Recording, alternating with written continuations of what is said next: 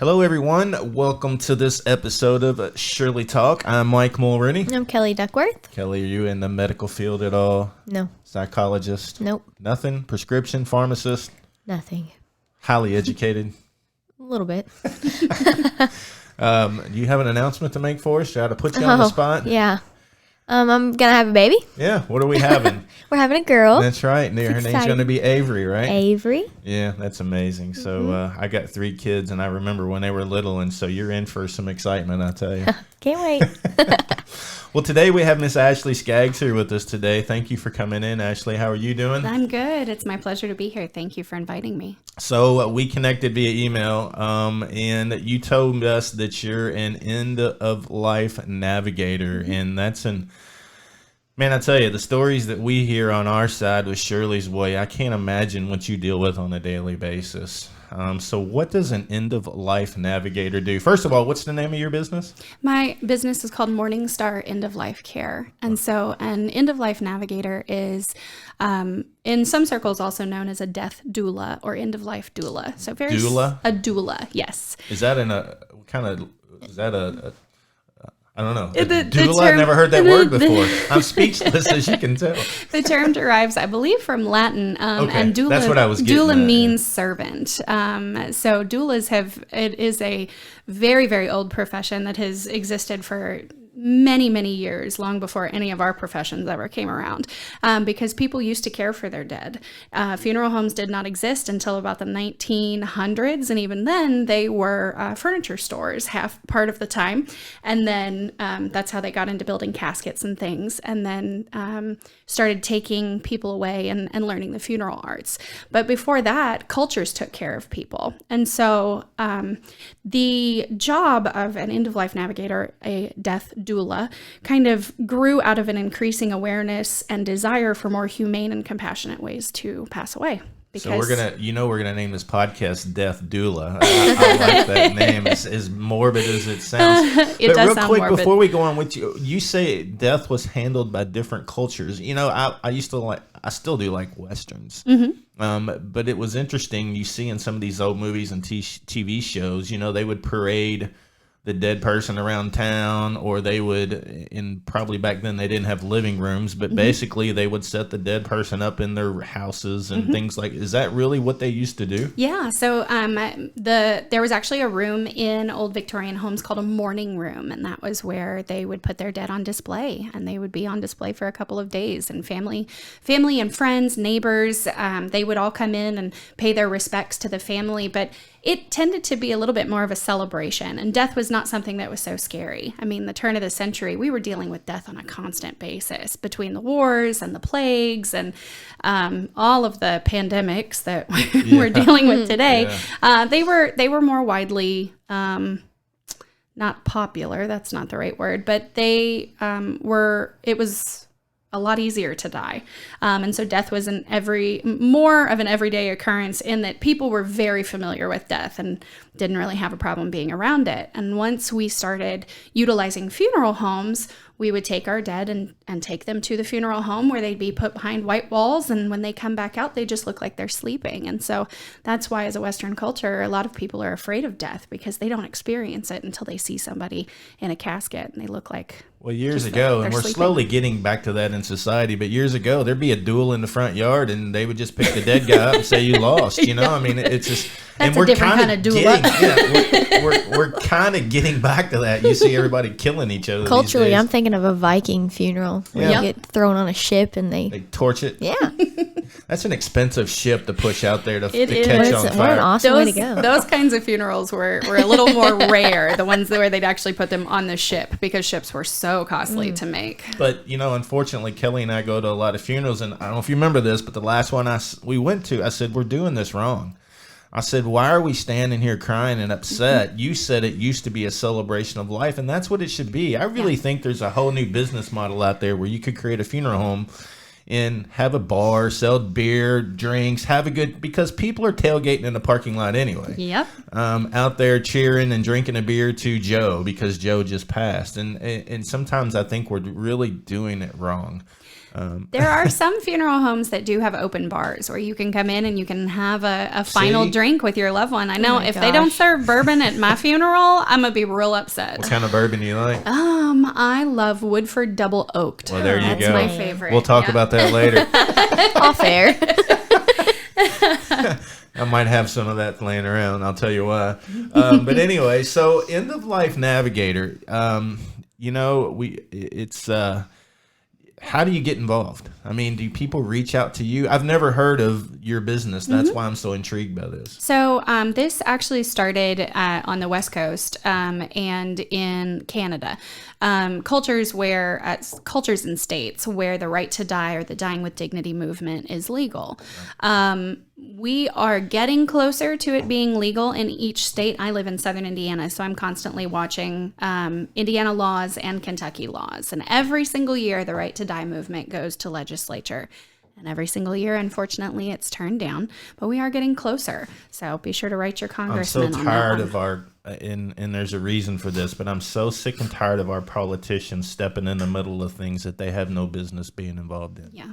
You're very right. The right to die, the only one that I know of a story several years ago was a young lady with brain tumors that she was in so much pain she just couldn't do it anymore. And she actually moved to a state that allowed her to take her own life. There was no going back. She only had so many months to live, and the pain was excruciating. And she said, why should I be through this? But to have politicians in a free country tell us what we can and cannot do just really aggravates the heck out of me. Yeah. So you are working with that type of legislation. Do you get involved with that at all, or you just follow it pretty closely? As of right now, I am trying to get my business up and running as best as possible. So advocacy is something that is very close to my heart and something that I intend to pursue in the future. But as of right now, it is not something that I am working on yet. I do follow it very closely. And if you, there's a Facebook group called the Right to Die Movement, I believe it's just the Right to Die. And it is so unbelievably sad seeing people post over and over again, I'm looking at going to Switzerland. Does anybody have any information? Or I'm moving to California, or I'm going to Canada. Does anybody have any information they can share with me? You're very right. It's not something that should be in the hands of our politicians. These people aren't doing it because they just want to commit suicide. No. They're at the end of life where there's no turning back. They might have a few months left, and there's nothing else anybody can do. You're very right. So why should somebody tell them that they should have to continue living if they don't want to? I don't get it. I don't either. I don't. Yeah, it doesn't make any sense to me. I get so aggravated at politics and both sides. I'm equal opportunity mad at both sides, Dems and Repubs and whoever's in the middle. But what's your day look like as an end of life navigator? Do you work with any of the major hospitals or organizations in town, or is that what you're shooting for? I work with Hospice Health right now, primarily. So I have had introductions with their social workers, and I'm working on getting closer to their doctors and getting starting relationships with those folks. Right now, a lot of my business is business building, getting out, talking about what I do, getting people to understand what it is that I do. The first time I stood up at a business networking event and gave my presentation, they said, so can you help us end somebody's life quicker? Like, if I want to get rid of my husband, I said, that's not me. That's not me. That would be somebody else. But I really enjoy talking about what I do and connecting with people.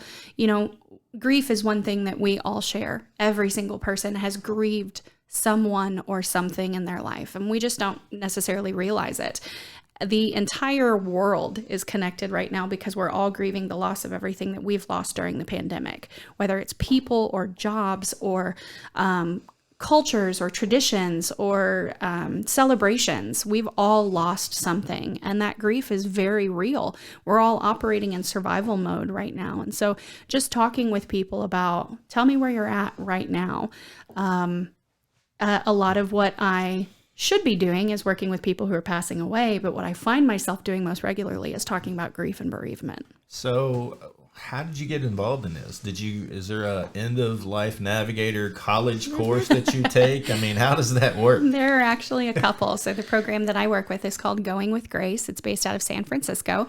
If you were to Google what is a death doula, or death help, that's what I Googled. And I found a beautiful woman named Alua Arthur, who's been doing this for many years. She actually started out as a lawyer and realized that that's something she did not want to be a part of. And she found this calling. And that's Her name was really Alua. Alua The doula. Alua. Yes. That's a great Alua, tagline, marketing. Yep. Alua the doula. So she got out of law and decided that this was her calling and that she really wanted to help people. And that's most people who become doulas. That's how they become a doula, is they've had a major death in their life or a major departure. Some folks prefer to call it that as opposed to death, that has occurred in their life that affected them in some way. And so this work, they are called to it because it is not an easy job by any means. And it's most definitely something that you take home with you at the end of the day. And you're thinking, what could I have done differently? Or did I truly give this person the best experience possible? I lost my dad on July 3rd of last year to suicide. And I became the personal representative, co-personal with my younger sister for his estate. And having never been through a process like that, it was extremely daunting. If you look up, what should I do after somebody passes away? The lists are they go on and on and on. And still a year and a half later, I find myself going, did I call the credit bureau and tell them that Dad's passed away? Did I shut down his Netflix account? Should I have done this? Do I need to do this? There are so many things that we don't even realize that need to be done. I mean, it took us an entire lifetime to build our lives and to have all of the possessions and all of the social media accounts and all of the all of the online accounts and credit cards and debt and investments. It took us a lifetime to build those. And when someone passes away, if they didn't do the work to wrap up those affairs, then your family and your support system, they're the ones cleaning up that mess afterwards. And it's daunting. It is. It's daunting and it's exhausting. And I remember sitting on the edge of my bed after being on hold for almost an entire 8-hour day. And I was just so unbelievably frustrated that I said, Dad, I hate you. And those emotions, anger is one of the things that comes with grief, but that emotion is something that I don't hold on to, and I don't like to experience. And while I knew that wasn't true, what I hated was that I had not had a single moment to grieve, because every single moment I was thinking, what do I have to do now? What do I have to do next? Am I doing something wrong? Am I doing what I'm supposed to be doing? I would have paid any amount of money. I would have given my life savings to just say to somebody, just take this away from me so that I can grieve my dad, because it's now a year and a half later and I'm still working on that. Yeah, it's horrible. Kelly, you kind of went through some of that when your mom passed, didn't you? Trying to help your dad figure out how to, your mom did everything as far as bills and stuff like that. Yep. She, I was 18 when she got diagnosed, and my dad is 17. My dad's 78, so he was quite a bit older than my mom. So she was the one that kind of took care of bills and everything. Well, when she got sick, I took over for him, and then she passed away when I was 21. And I still, it was the same thing you said, cleaning up, closing out bank accounts, letting Social Security know, letting disability know, all those things. Where my dad at the time was 75, and he was like, I have no idea how to do any of this stuff. So yeah, I definitely understand that. Writing checks and paying bills, your dad hopping on the internet paying a bill probably wasn't going to happen. No. Yeah, he would have lost everything for sure. Yeah. So you're still dealing with the grief of your dad and still trying to start a business, basically because he passed. Yeah. You saw this calling to try and help people. I did. That's actually where the name Morningstar came from. One of the greatest gifts my dad gave me when I was a kid, I used to have night terrors about wolves. I don't know where the fear came from, but when I was about 8 years old, he reached out to a wolf habitat, a sanctuary, and he adopted a wolf for me, and the wolf's name was Morningstar. And she grew up with me. So every time she had puppies, they'd send me a letter. They'd send me a letter every couple of months letting me know how she was doing and about how much food she would eat. And I was sitting on the couch one night trying to think of, what am I going to call my business? I want maybe something like a lighthouse or, a North Star maybe. And Morningstar popped into my head, and it was like, thanks, Dad. It's for him. So in the perfect world, what's your day look like? Working with 2 or 3 patients a day on trying to help get their matters in order before they pass, or is it after they pass that you work with the families? So there's or both. It's so what I tell folks is that I work from diagnosis to bereavement, to diagnosis to disposition. So once somebody receives a diagnosis, there really isn't too early of a time to call a doula. It's entirely up to the person who has received that diagnosis or to the family. I am there to be of assistance, and I can provide the best assistance and the best care the longer time frame I have to get to know that person. Because what I'm going to do is talk with them about what are your care goals, and then what are your goals for the end of life? Do you want to be on machines that are going to keep you from passing away? Do you want to be on a feeding tube, a ventilator? What does the end of life look like to you? Well, then, how do you want to pass away? What do you want the room to look like? What do you want it to smell like? Do you want it warm? Do you want to be wrapped in a blanket? Would you like to be outside if possible? Do you want the sun coming in through the windows? Do you have a pet that you want there? So these are all questions that I ask my clients. Tell me what this looks like to you, because it's not just a matter of what kind of care do you want and do you not want. It's also, what do those final moments look like to you? If you could pick the most perfect situation to pass away in, let's try to make that happen. So there really isn't too early of a time frame to call in a doula, because they can set those goals out and lay them out.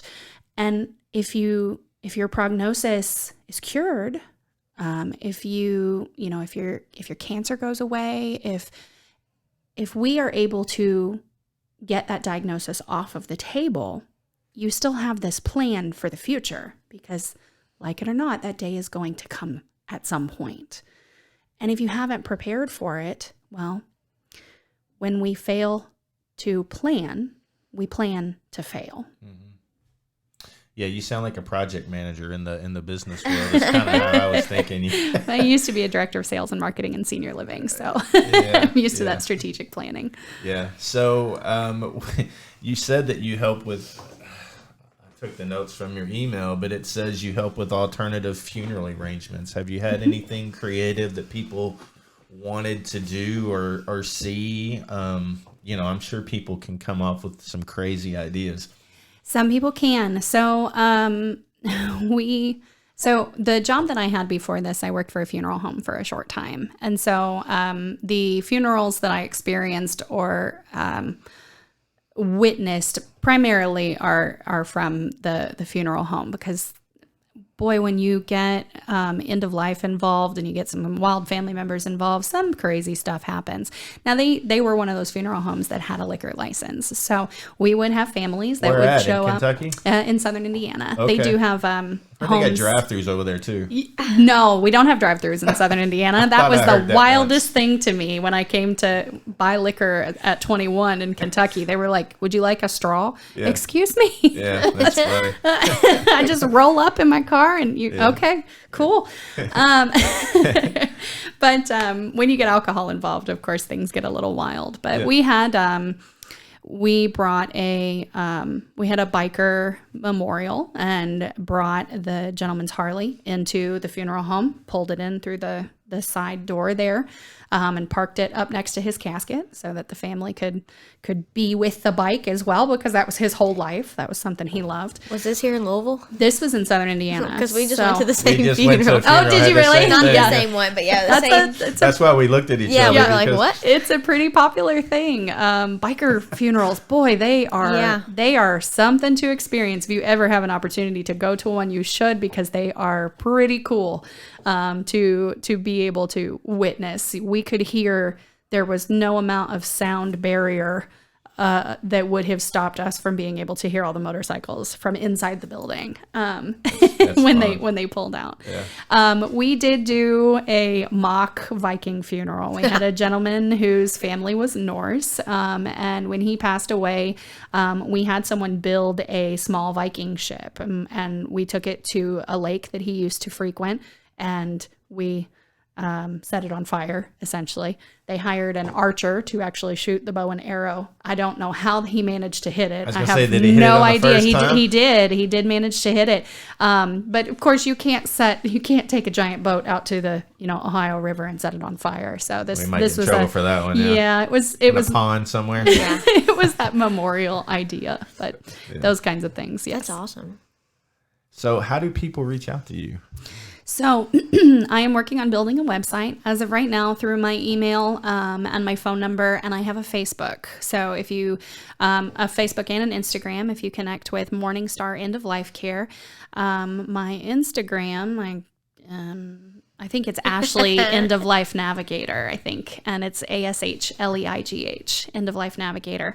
Those are the two best ways to connect with me as of right now. One of the things that I do try to provide families with is families, or even just everyday people who are looking for assistance on where would I even start gathering those kinds of documents. I'm creating lists and creating things that maybe aren't so daunting for folks, and also doing a lot of community educating. So have you ever heard of a death cafe?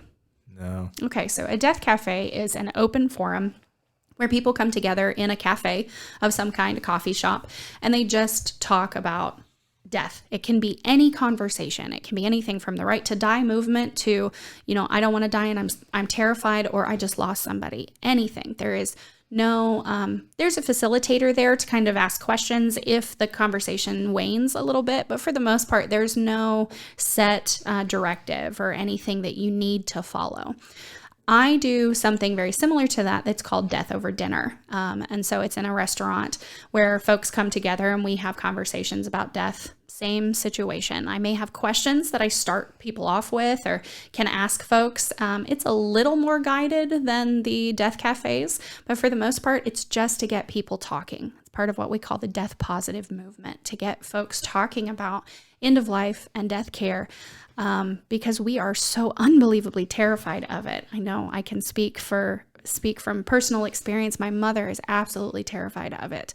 And every time I try to have a conversation with her about my business, she's like, let's talk about something else. Do you have anything else going on in your life? So how do you, I've got all kinds of questions I'm trying to get out of my head. So death dinner, how do you focus on who to invite? Are these people that are probably sick or disinterested in it? Or does this come from a religious perspective on your part, or what? No, I am secular, and I would describe my beliefs as fluid, because I need to be able to mold to what the person who is passing away, what their belief system is. And so I don't push my beliefs on anybody else. If somebody asks me what my beliefs are, I'm going to turn it around into a question to get them focused on what their beliefs are, because nobody needs to change that at the end of life. No. So the conversations are not religious, and the dinners are open to anybody that would like to attend. So I actually have one coming up second week in October, and have somebody that got RSVPs for 6 people. He's bringing his whole family to have conversations about it. Is he sick? I don't know. I don't ask people. If they want to share, that's entirely up to them, and they know that I'm available for that. But it's not a requirement to tell me. I just have their names for the most part. I'm just curious. I know. So say someone has 6 months less to live or whatever, and they contact hospice, and they start kind of describing their end of life, and it doesn't really fit into the hospice idea. Could they then contact you and say, I think you would work better with her? Absolutely. So I actually work in conjunction with hospice. I am not a hospice organization. Hospice is the care side of things. So they provide the clinical care that is needed to somebody, the medical side that's needed for someone at the end of life. I provide the holistic needs, so spiritual, emotional, physical, when it comes to assisting with the disposition of the body. So when I say physical, that's what I mean in that regard. But my job is to be there to fill in the gaps. There are so many gaps that our healthcare system unfortunately provides, from that diagnosis point through the bereavement process at the end. And unfortunately, while we love our hospice organizations, they also have some of those gaps, primarily because of the regulatory system that Medicare puts out. The social workers, doctors, they only have a certain amount of time that they can spend with a patient. I don't have those regulations. I don't have those rules. So a social worker can call me and say, Ashleigh, we just gave a cancer diagnosis to a family, and they really need somebody to just kind of help them cope with it or help talk them down because they're kind of on the edge right now. They need somebody to just be with them, hold space for them. Would you be willing to go? Absolutely. I'm there. So I work in conjunction with hospice. I am a partner with them. If a family goes to a hospice organization, say Hospice, for example, which is what we have here in Louisville, you hop across the river, it's totally different. You throw a stone and hit a hospice organization over there. But say a social worker with hospice is asked by a family, could you recommend somebody to come in and clean house for us, or to come in and do a little bit of extra home health stuff when you guys aren't here? Well, the social worker can hand them a list of organizations and say, okay, here are all of the home health organizations in Louisville. There are hundreds of them. The family can say, is there one that you recommend? And the social worker has to shake their head no. They are not allowed to give recommendations. They can't give referrals. That's part of the Medicare system. I can come in and say, well, I know for a fact that this one has staff. I know that they're good people. I have a personal relationship with them. I can pass that referral on. I can help the family find the right fit for them. And how are you paid? Like, are you paid through Medicare? Are you out of pocket? I am private pay.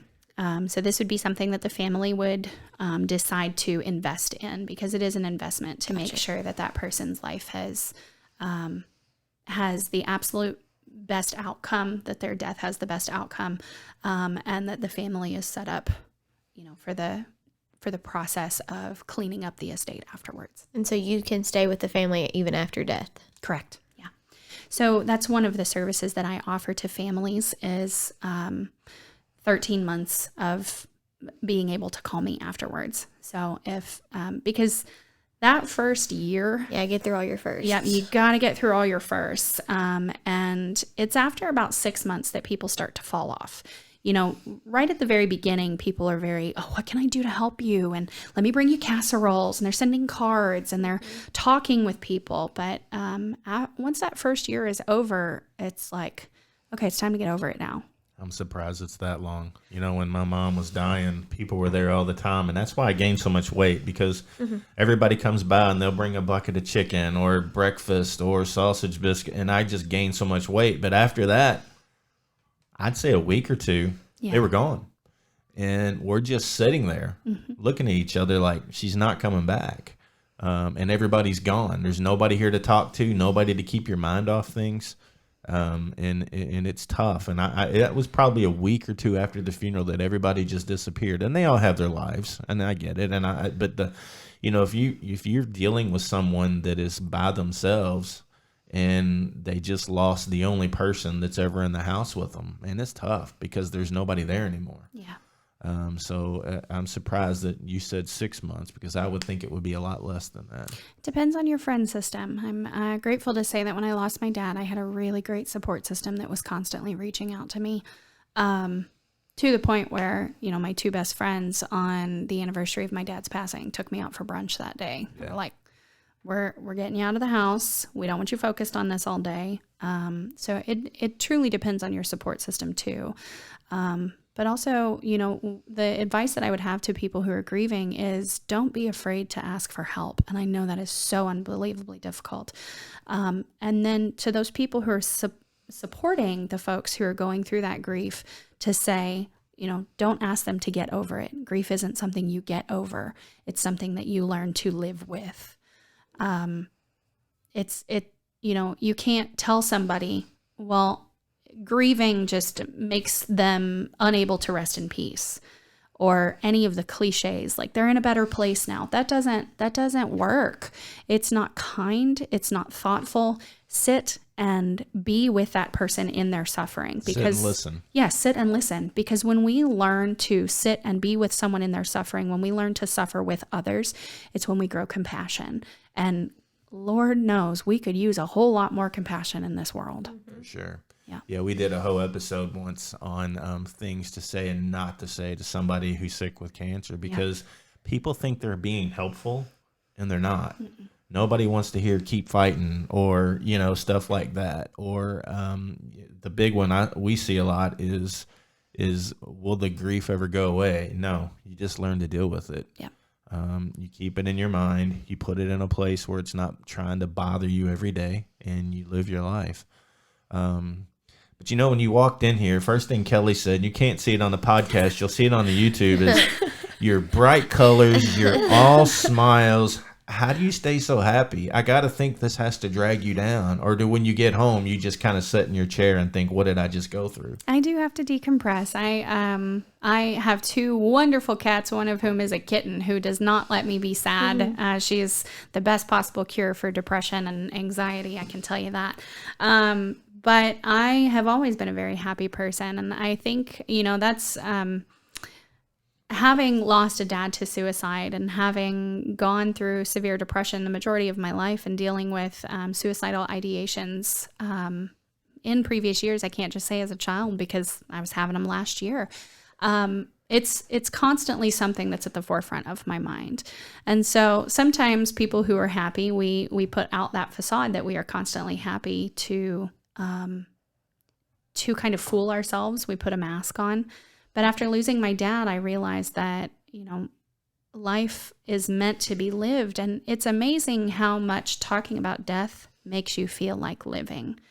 I can say that with absolute sincerity. And I think as I get around people and they spend more time around me, it's funny. Some folks, I'll see them at a networking event or something and they're like, oh no, there's Ashleigh and I want to talk about death today and I want to talk about it. And they'll like kind of turn away from me and I can see like, okay, they don't want to talk to me. I might go over here and talk to somebody who does, but that tends to be where the conversation goes, is towards death. But I've had people approach me and say, you know what?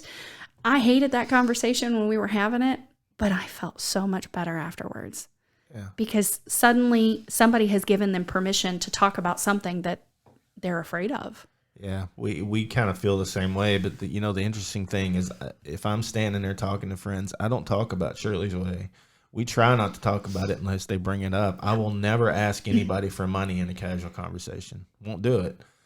We do on social media a lot, but we don't want people, like you said, when they see us think, oh, they're going to hit me up for $10. No, we don't do that. Yeah. Because we don't want people to feel pressured to help. But it's funny you say what you just said, because we had a lady, her mom was diagnosed with terminal cancer. And she told us the other day, she goes, we've been to your events. We buy raffle tickets hoping to win, sitting there hoping to win. She goes, I never thought about the other side of it. She goes, I never thought about being on the side of needing the money that you all are raising to help people. And she goes, we're in that situation now. She goes, it's crazy when you see the other side. Like you said, you see the death side and you're open to talking about it, but most people aren't. Mm-hmm.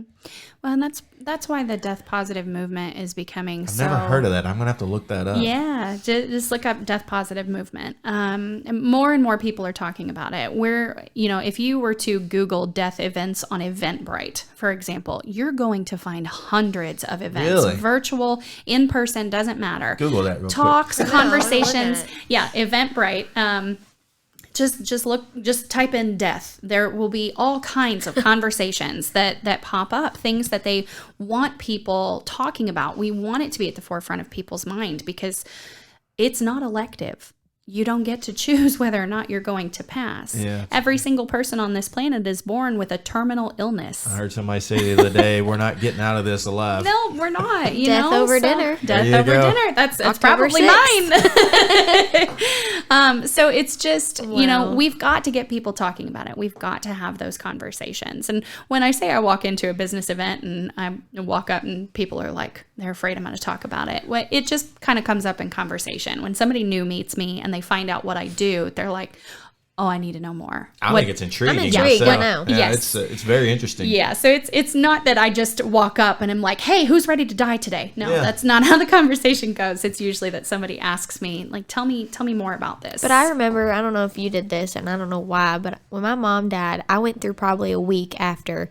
I tried to learn everything about embalming. Like, I wanted to know exactly the process that she went through. Like, you know, and like now I'm like, oh, that was probably creepy to, you know, my husband. But I wanted to know everything, all the steps she went through. And I don't know, I just think it's interesting. I remember posting on social media after Mom died and she was buried. And my first thought on social media was, she's sitting out there getting wet. She's being rained on. I You know, know, I it's think just about stuff that. like that you just think about. Or when after she died, she was laying there in the dark by herself. And, you know, it's just the crazy thoughts that people have that we've all had when somebody close to us dies like that.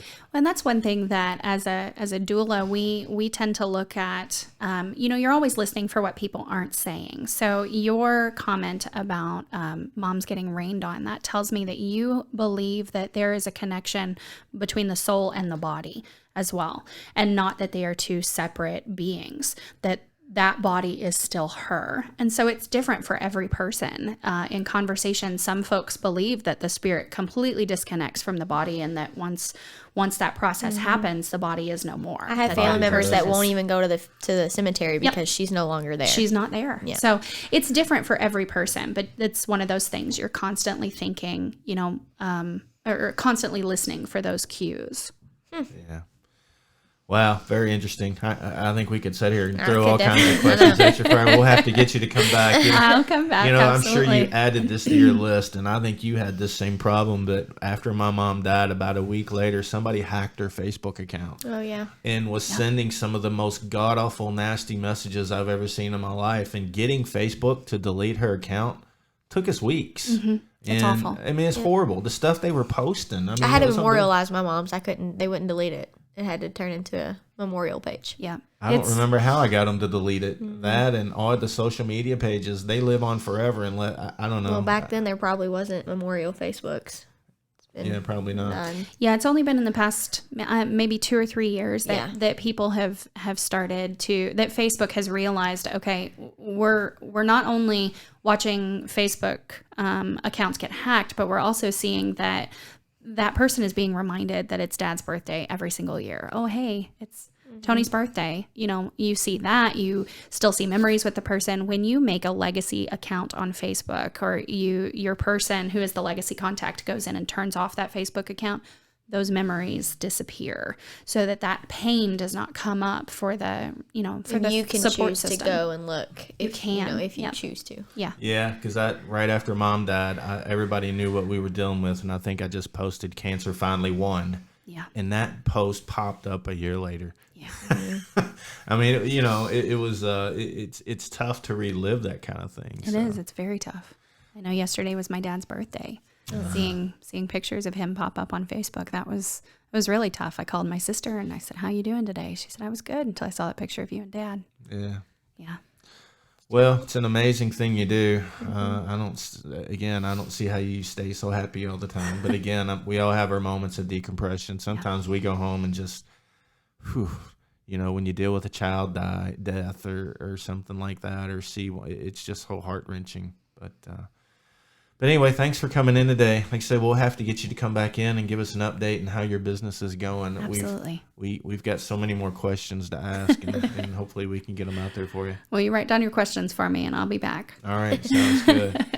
Kelly, how can people support Shirley's Way? Well, we are now in September, which is crazy, but a couple more months of this year left, and we are pushing really hard for $1,010 monthly donors, and we're getting close money-wise. We've had several businesses step up, so we appreciate all of our donors, but you can go to shirleysway.org to learn more about how to sign up to become a donor. We have 3 50-50 split the pot raffles a week, Monday, Wednesday, Friday. $2 a ticket, and you could win half of a lot of money. So like I said, go to shirleysway.org to learn more. Thanks so much, and we'll see you next episode. See ya.